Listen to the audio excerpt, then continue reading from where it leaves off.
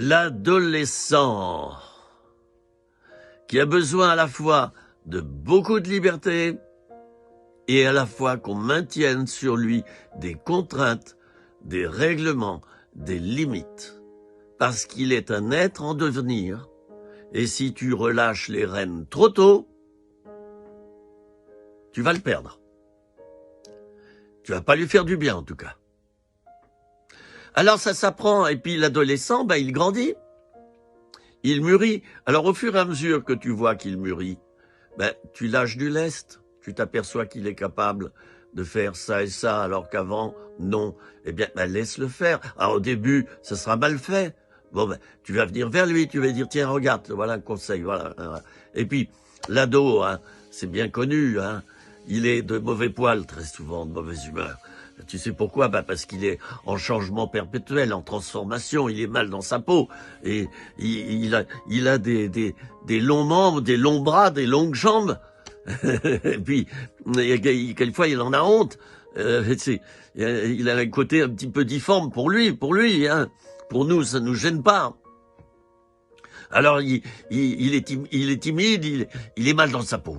Alors, il est de mauvaise humeur par moment. Alors, un conseil que je vous donnerai, à vous les parents, par rapport à votre ado, c'est d'essayer de le comprendre.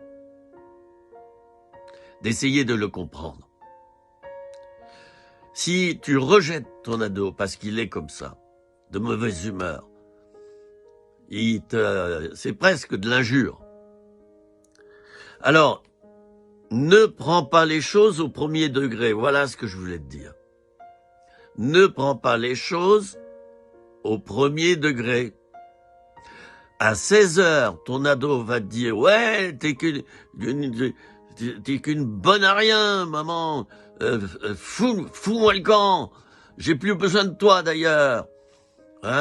Laisse-moi tranquille maintenant. » Il claque la porte, là, voilà.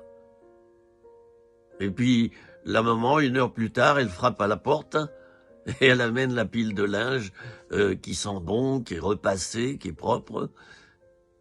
L'ado ne dit plus rien. C'est passé. La colère, elle est passée. Ça dure pas longtemps, vous verrez. Ça dure pas longtemps. Ne pas prendre au premier degré. Et s'il y a eu injure, bon, vaut mieux pas trop répondre à ce moment-là et dire « Ah bon, je suis un CON, ah bon ?» Puis tu sors de la pièce. Puis quand ça ira mieux, tu lui mets la main comme ça, parce que l'adolescent, il aime plus trop le toucher, comme avant. Avant, on le câlinait, on le prenait dans les bras. Il aime plus. Tu lui mets la main comme ça, dit, bon, quand même, ce que tu as dit tout à l'heure, ça serait pas quand même un peu exagéré? Oh oui, papa, ou maman, pardon, je suis désolé, voilà. Voilà.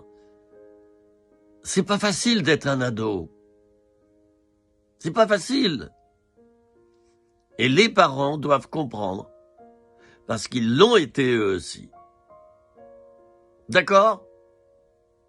Allez, je vous embrasse très fort. C'était 3 minutes, rien que pour toi.